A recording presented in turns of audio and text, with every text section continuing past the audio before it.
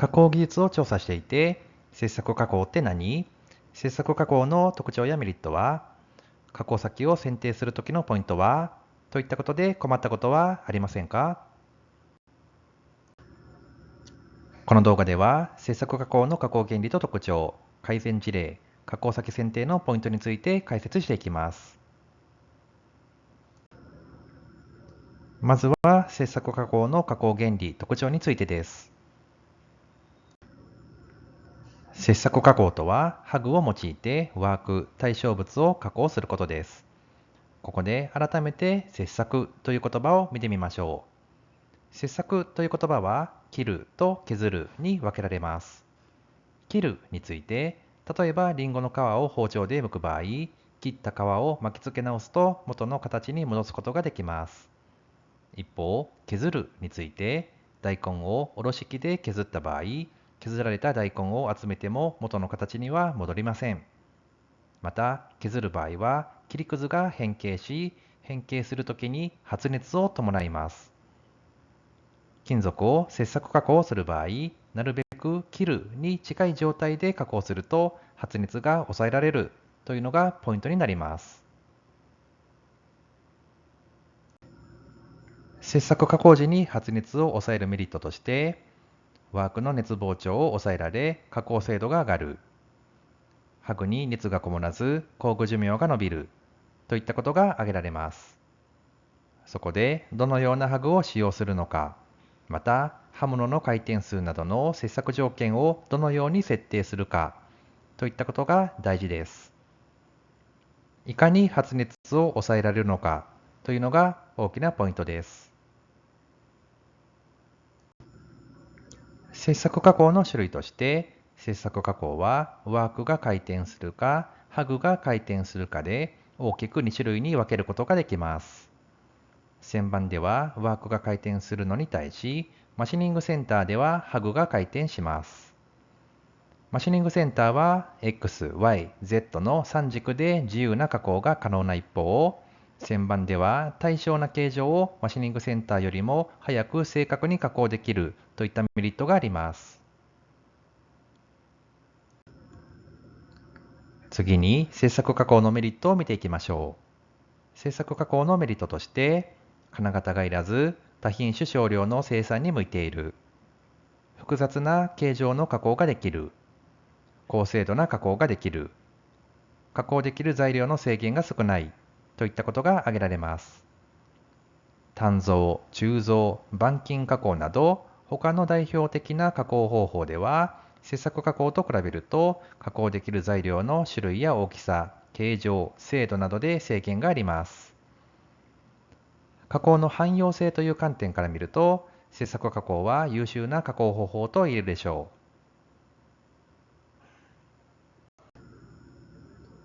次に、切削加工の注意点に触れていきます。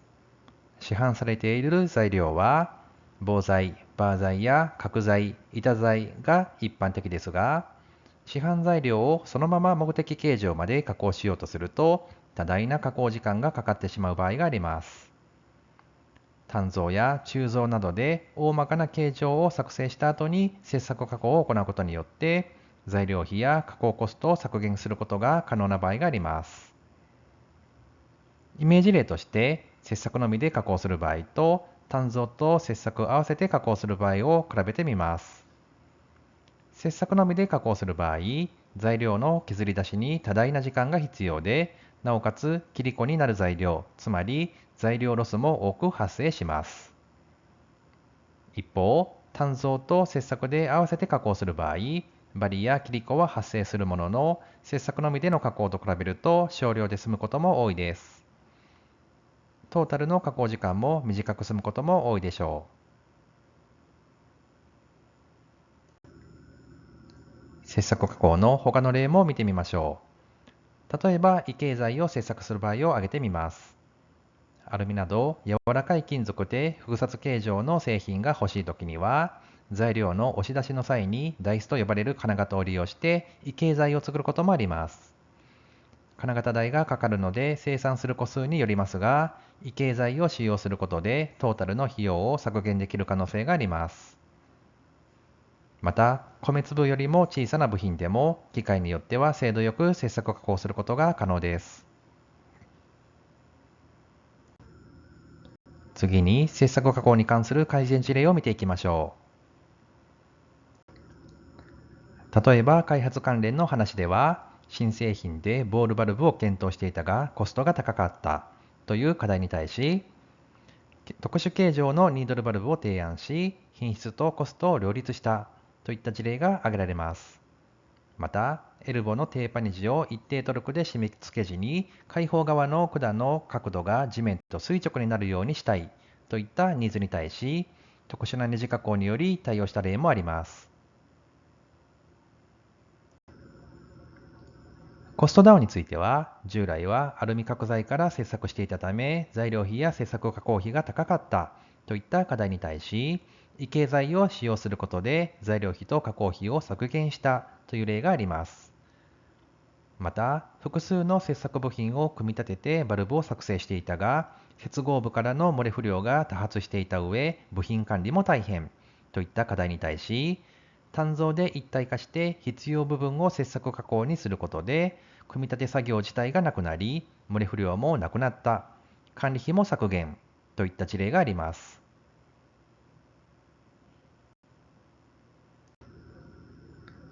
最後に効率化について、切削加工品にて後工程のロー付けのぶどまりが悪かったという課題に対し、ロー付け性を考慮した形状にすることで、ロー付け工程での不良率が大幅に下がったといった事例があります。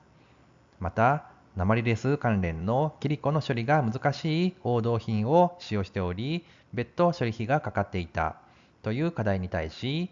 同等の品質で処理が簡易な材料を提案し、管理の手間を省略。新材料においても適正な加工条件で加工を行ったといった事例があります。このように、制作加工は幅広い分野と関わりがあるので、様々なことと合わせて検討していくことも多いです。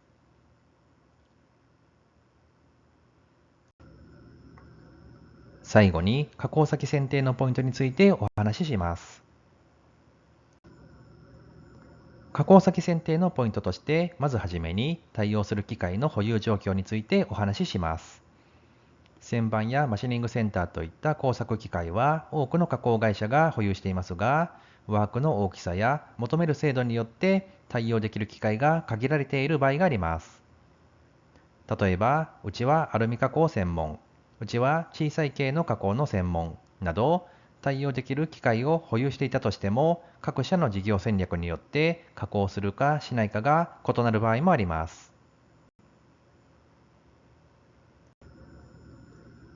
見積もり依頼をした時の先方の代表的な業務フローを見てみましょう。まず、製品形状や精度などを図面で確認します。ここでそもそも対応できないようであれば、お断りの連絡が来るでしょう。対応できると判断されれば、加工工程、ジグ、ハグの検討が行われます。次に、それらの刃物やジグでどのような加工プログラムで加工するかを検討します。そして実際に加工が行われていきます。なお、近年では CAD/CAM によって図面があれば比較的すぐに加工プログラムが作成できるようになりましたが、その前段階の加工工程、ジグ、ハグの検討は基本的には人が実施しています。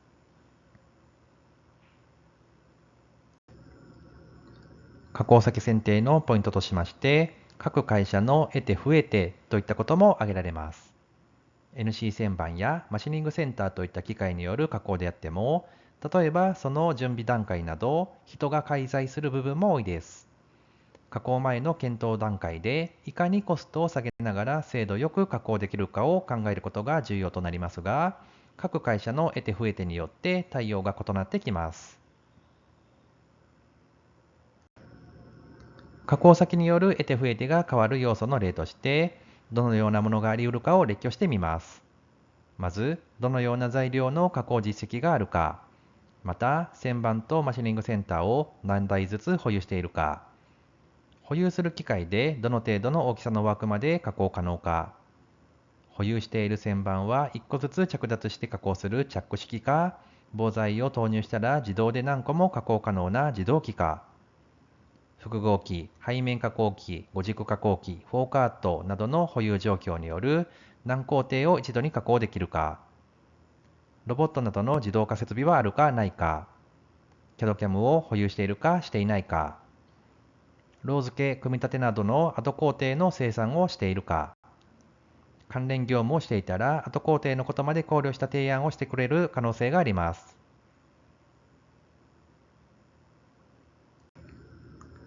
その他の注意点として、前工程や後工程がある場合、一貫生産できる加工先を選ぶと購買コストが削減できる可能性があります。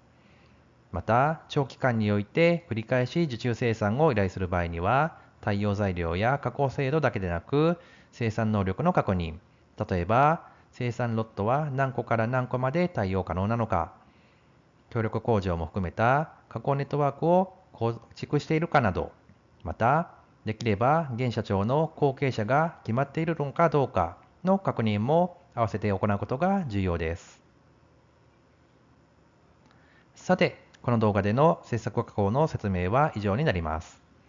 あくまで基本的な事柄の解説となりますが、より詳しく知りたい方は、ネットや書籍なども合わせて調べていただければと思います。